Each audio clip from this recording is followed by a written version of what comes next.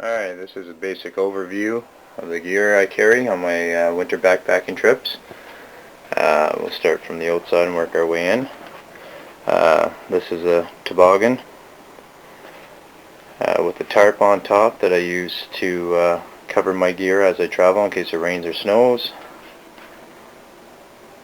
We got a down jacket with a bag, a dry sack, winter boots. I'll go into everything in detail in the next series on clothing. Snowshoes, hiking poles, food bag, we'll keep in line with that food bag, winter cook system, roll of toilet paper, hand cleaner.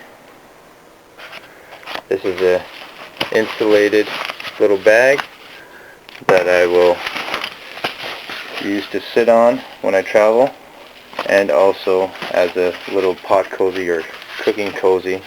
I can stick my dehydrated food bags inside of that to help out. This is a little sack with my snow pegs and rope, which I'll go into when I go into the shelter section. This is very lightweight plastic drop cloth that I'm going to use on my covered tripod chair. This is a Sil Nylon 9x12 from Mech. That's my shelter.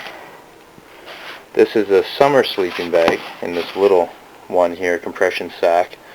That's what I use in the summer. It's about a 2-pound from Canadian Tire. This is a down sleeping bag rated to -10, so I use them in conjunction. You'll see in the sleep section. This is the ground cloth I use. In the summer I would use little drop cloth like this, but in the winter this one has a reflective surface, plus it's thick enough the spruce boughs won't poke through. Below that I have my clothing bag, fairly heavy, holy jeez. These are a pair of synthetic camp booties.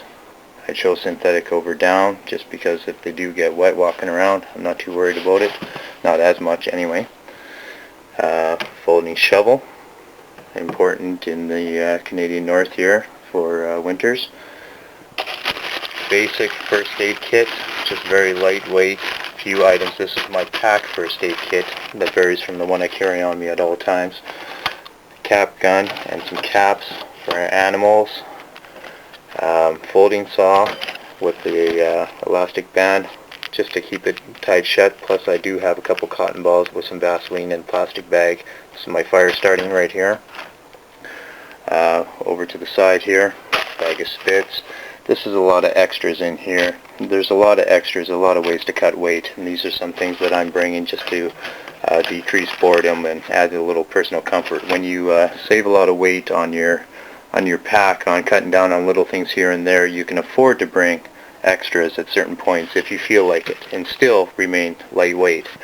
A little folding slingshot that for multi-day trips will really decrease the boredom. Little carrying pouch that I can clip onto my survival pack that goes around my waist or my backpack strap.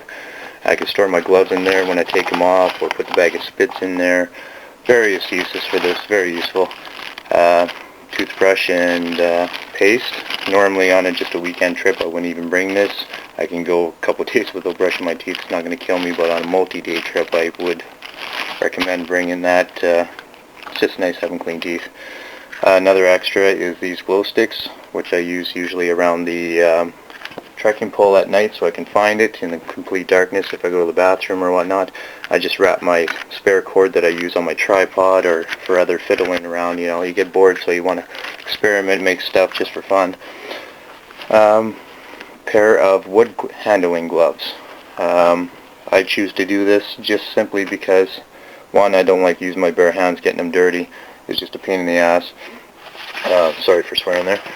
And second, I don't want to damage my regular winter gloves that I use with tree sap and poking and whatnot, so I find having a spare set of gloves, which is again all extra weight. I don't need to bring these, but the added comfort that they bring there, and again I can just throw them in here when I'm doing, you know, switching in between gloves. So again, that pouch is coming in handy. Very old school fanny pack type thing with the side water bottle holder, and this is what I carry on me at all times when I'm not sitting in camp. This is pretty much carries my electronics like my camera, my spot locator, stuff like that, batteries, and in the front here is my survival kit that I'll go into detail in a separate part as well. Off to the side here is my foam sleeping pads. I say pads because there's two of them. I have one smaller, it's about an eighth of an inch maybe, and then about a 3/4. I guess that's more, that's about a 1/4 of an inch. So I use a combination of both of those, and depending on how cold I am or how cold it is outside, I'll use even spruce boughs underneath my ground cloth, but I'll go into that in detail again. This is my backpack. It's a $50 one I picked up from Canadian Tire. That's how I got into backpacking. I find you don't need an expensive one, well, especially not starting out, because I'm not sure exactly, how much room I'll need, and as I keep learning different ways of cutting down on space and whatnot and extras, the pack will get smaller as time goes on. But for winter, I really like this. This is a 60 by 10, 60 plus 10. For the summer, I have downsized to a Talon 33. And I actually have lots of extra room in the Talon 33 because I am now sleeping underneath the tarp and whatnot. This is a big pile. This is clothing that I will be wearing when I venture onto the trail, so that's why it's not packed up. This is all, now again, I'll go into detail. We've got fleece bottoms, fleece tops.